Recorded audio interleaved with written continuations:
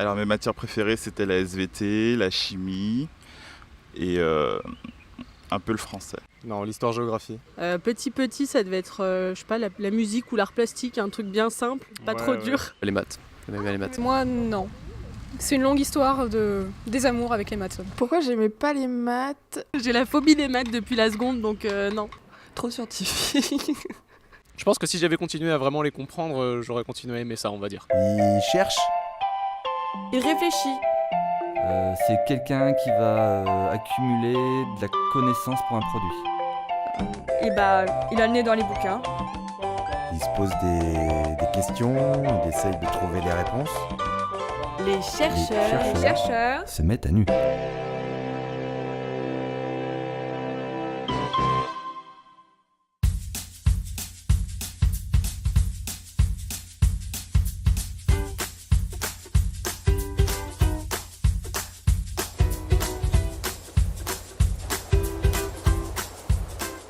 Vous voulez savoir comment je me suis retrouvée là? Dis-moi Arnaud, comment est-ce que tu t'es retrouvé dans un labo de mathématiques? Oula, l'histoire est longue. J'ai fait donc des études pour arriver là, donc j'ai passé un bac scientifique. Ouais. Ensuite, je suis allé dans les classes préparatoires au lycée Gay-Lussac à Limoges. Je suis rentré en magistère à Orsay, où j'ai fait des maths appliquées à la biologie, et j'ai intégré l'école normale ensuite. Et à la suite de l'école normale, j'ai eu une thèse et j'ai choisi d'aller à Clermont-Ferrand. Du coup, t'as fini toi à Clermont, dans ce laboratoire de maths. Tout à fait. Tu me le fais visiter? C'est parti? Je te suis. Allez, on y va.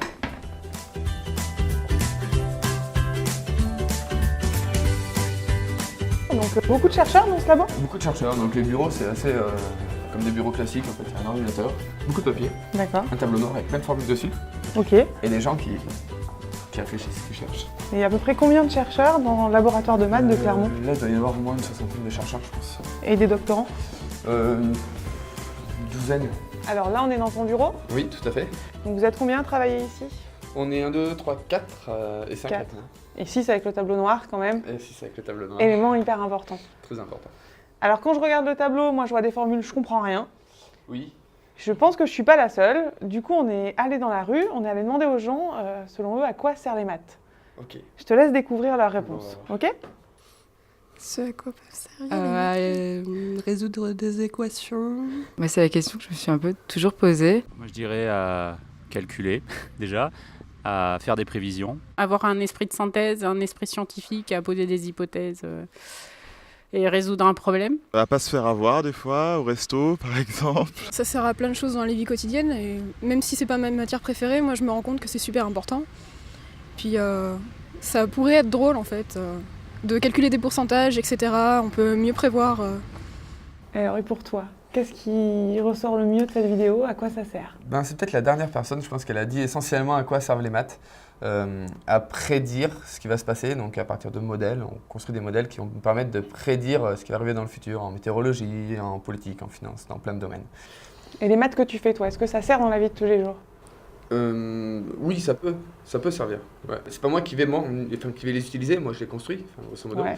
Mais après, peut-être que quelqu'un, ou certainement que des gens les utiliseront. Oui. Finalement, on peut retrouver des vieilles choses à la bibliothèque qui servaient peut-être à rien et qui vont servir aujourd'hui? Voilà, qui vont servir à moi, et après, peut-être que quelqu'un prendra ce que j'ai fait pour quelque chose et que quelqu'un le reprendra, et qu'à la fin, ça aura une application, on espère, très utile pour la société, voilà. D'accord. Tu m'amènes voir ces trésors à la bibliothèque? On y va, allez, je te montre Parfait, ça. merci. De rien.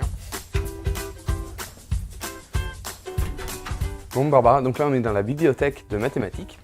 Donc il y a des livres partout. Donc en fait ces livres, c'est des journaux. Donc il y a plein d'articles à l'intérieur des chercheurs qui ont trouvé des trucs. Et nous, ce qui va nous intéresser, c'est un livre. Et dans un livre, ça va être 2-3 pages. Donc on va aller là et on va prendre un livre. Et je vais te montrer ce qu'il y a dedans. Donc c'est un livre de 1971. D'accord. Les chercheurs qui ont écrit ça ne s'intéressaient pas du tout au cas des forêts, mais ils faisaient des maths pour faire des maths. Et du coup, là-dedans, il y a une équation qui va nous intéresser à la page 147. Voilà, Donc tu vas t'inspirer d'une vieille équation qui a près de 40 ans. voilà qui a près de 40 ans, et en fait que mon modèle retrouve cette équation-là, par hasard. Du coup, ça te permet d'avoir une équation déjà résolue que tu peux directement appliquer? Alors déjà résolu, oui, ou de moins m'inspirer de ce qu'ils ont déjà fait pour pas avoir à le refaire. Voilà. D'accord, très bien. Donc je gagne du temps. Ok, c'est étonnant. J'ai pas vu le temps passer ce matin, mais je pense qu'on doit pas être loin de la pause déjeuner. Ça doit être l'heure, oui. Les maths, ça creuse.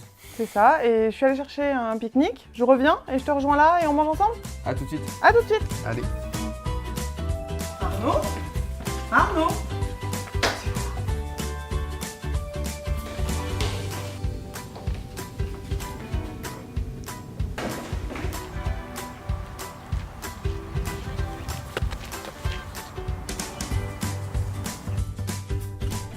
Eh ben Arnaud, ça fait une demi-heure que je te cherche. Ah bon bah, je suis désolé.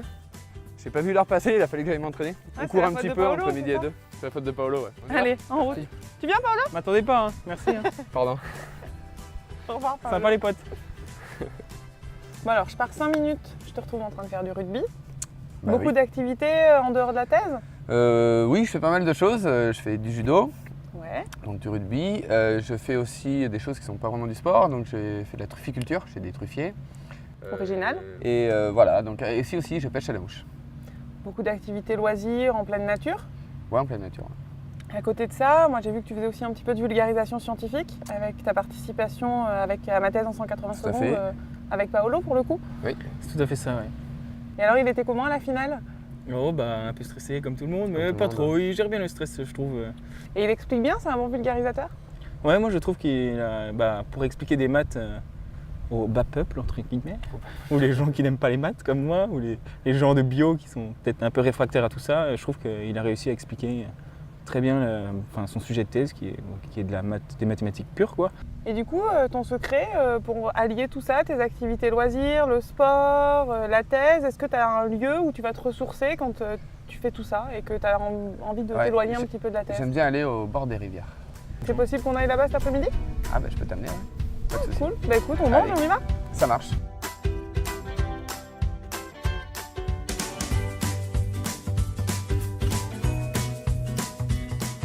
Du coup, si t'es venu à Clermont, c'est pas mal pour la nature. Entre autres, ouais. Ouais. Et c'est que t'avais le choix du laboratoire, tu m'as expliqué rapidement Oui, tout à l'heure. enfin le choix entre guillemets, mais en fait il fallait que je trouve des chercheurs qui voulaient bien m'encadrer en thèse.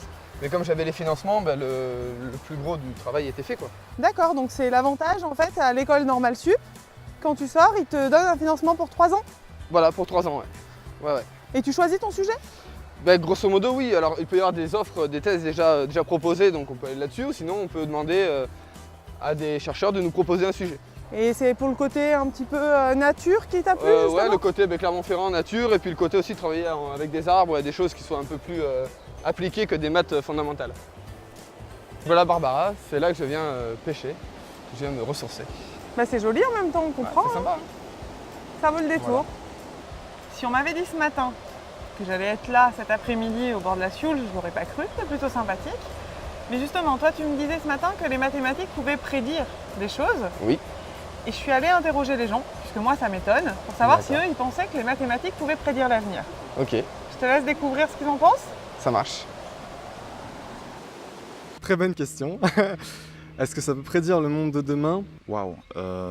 Prédire, je ne sais pas. Je dirais oui en soi parce que ça reste une science, hein, que je comprends pas, mais ça reste une science. Rien ne peut vraiment prédire le futur, tout à fait. Donc, mais je suppose que ce serait un des meilleurs moyens, oui. Moi, je me dis non, c'est pas possible. J'espère pas. Alors, le spécialiste, il en dit quoi? Donc oui, c'est ça, c'est-à-dire que les probabilités notamment, ça sert à modéliser le hasard et donc à prédire, mais on n'est jamais sûr de ce qui va arriver, mais on a tant de chances que certaines choses arrivent. Alors, est-ce Voilà, qu'on arrive à des probabilités de 98, 99%? Ça dépend de ce qu'on veut prédire. Ça dépend. Si on veut prédire là que je te mets à l'eau, 99% de chance. Alors, je vais essayer de garder le pourcent qui reste, si ça t'embête pas, au moins pour l'instant. Toi, en tout cas, si j'ai à peu près compris ton sujet de thèse, tu travailles sur des modèles mathématiques pour prédire les forêts de demain. Du coup, c'est ce qu'on a essayé d'expliquer aux gens qu'on est allé voir lors des micro-trottoirs et ils en ont tiré des questions à te poser. Pourquoi? Pas pourquoi, mais comment surtout? Bah comment ils recueillent les données? Sur quelle forêt ils travaillent? Oui, donc du coup, plutôt sur des forêts équatoriales, Ouais. donc des forêts qui sont assez matures et qui sont vierges en fait, c'est-à-dire que l'homme n'a pas tellement encore mis sa main dedans. Donc ça c'est. Alors les données, comment on les récupère aussi, c'est une question. C'est des biologistes qui vont en forêt, donc en Amazonie, et qui mesurent tous les arbres, leur taille, leur âge, et donc qui suivent la forêt sur plusieurs dizaines d'années, une centaine d'années même. Et donc du coup ça prend du temps, mais voilà comment on a des données. Donc toi, tu vas pas en forêt pour recueillir des données? Pas encore, non. Ok, donc c'est à peu Non, près ce que j'avais compris, donc c'est ce que je leur ai expliqué. Voilà. Et de là est venue une deuxième série de questions. Je te laisse la découvrir et puis après on essaie d'y répondre. D'accord. Comment il va gérer le hasard en fait au niveau biologique en fait, de la reproduction ou des trucs comme ça Comment c'est possible de modéliser ça avec une formule mathématique? Bon, ben, on va essayer de répondre à ça. Mais il nous faudrait un petit ustensile, D'accord? un tableau, t'as ça? Et bien allez, je t'amène ça. Magique, Wow. un tableau. Et en plus, j'ai un stylo et même deux stylos. Super. Alors, comment est-ce qu'on modélise la forêt? Ben, pour ça, on va déjà faire une forêt. C'est pas mal comme début. Voilà, avec des arbres. Donc, en vérité, il y en a plus, hein, mais... et plusieurs espèces dedans. Donc on va avoir des sapins par exemple, des chênes, et puis une autre espèce, des charmes. Ils vont être de façon aléatoire, un petit peu représentés. Ça va être notre forêt de départ. D'accord? Ouais. Et la question, ça c'est notre forêt qu'on a aujourd'hui, que sera-t-elle demain? Donc ce qui va se passer, c'est qu'on va faire mourir un arbre, c'est ce qui se passe dans la vraie vie, il y a des arbres qui meurent, par exemple celui-là, on en choisit un au hasard, il meurt, et un autre va le remplacer. Et donc il va être choisi en fonction de son affinité par rapport au milieu. Par exemple, ça va être celui-là. Et donc à la place de celui-là, il va y avoir un chêne. Ok. Et on répète cette expérience. Alors de temps en temps, ce qui peut se passer, c'est qu'il y a aussi des espèces qui viennent de l'extérieur. Par exemple des oiseaux ou des choses qui ramènent des graines venues de l'extérieur. Donc par exemple, on peut aussi tuer celui-là, au hasard, et il y en a un autre qui va venir de l'extérieur, une nouvelle espèce par exemple. Si on va faire, on va dire qu'il est comme ça. Voilà. Et donc on va répéter cette expérience dans le temps. Voilà. Et grâce à ça, tu vas pouvoir prédire à 98-99% près la forêt de demain? Voilà, on peut normalement, avec une certaine probabilité, prédire qu'il y aura une telle diversité dans la forêt de demain. D'accord, Voilà. donc du coup tu profites de la forêt d'aujourd'hui en venant pêcher au bord Voilà, d'un parce tuyau. qu'elle va changer, tout à fait. Plutôt sympa pour bosser la thèse. C'est une façon agréable en effet.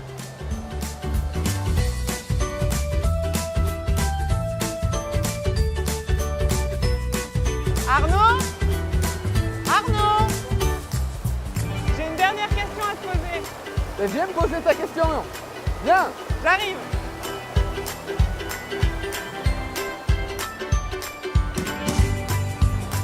Ce que tu me fais pas faire quand même. Ça va, Barbara? Tu as un coup de main? T'as intérêt à bien répondre à ma dernière question. D'accord. Pourquoi aussi vouloir savoir à tout prix qu'est-ce qu'il y aura prochainement? Ah, mais c'est une question philosophique ça. Un petit peu? Est-ce que c'est bien de prévoir l'avenir? Par exemple dans la météo, c'est quand même bien de savoir le temps qu'il va faire dans 2-3 jours après. Mais est-ce que c'est fiable? Ah, est-ce que c'est fiable? Il y a toujours un pourcentage d'erreur. Mais bon, c'est quand même intéressant, c'est quand même mieux que rien, non? Je sais pas. Voilà. Après pour les forêts, ça peut être une façon de préserver nos forêts et de sauver la biodiversité. Oui. Bon, en tout cas, je te souhaite bonne continuation pour la soutenance. Un petit mot de la fin? Écoute Barbara, est-ce que tu sais quel est le lien entre les truites et les mathématiques? Non, dis-moi ça. C'est qu'on les gagne ou qu'on les attrape à force de patience et de sagesse. Elles ne se laissent pas corrompre. Un peu comme la thèse Un finalement. peu comme la thèse, voilà. Bah très bien, ça valait le coup de venir jusque là. Bon écoute, super. Je te souhaite une bonne continuation. Et merci bien. À bientôt. À bientôt.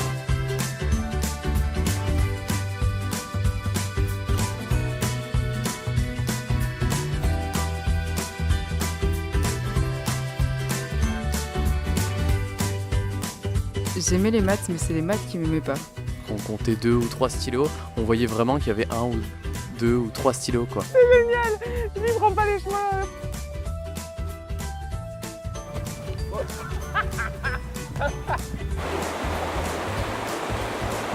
Interdiction de mettre ça dans le best-of.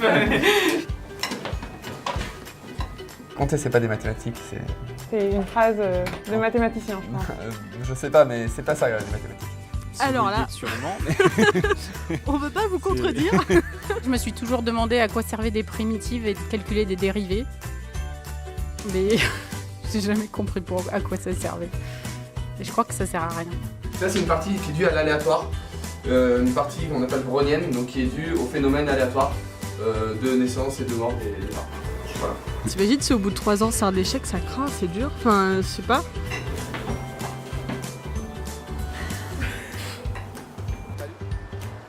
On dirait une débile qui repart.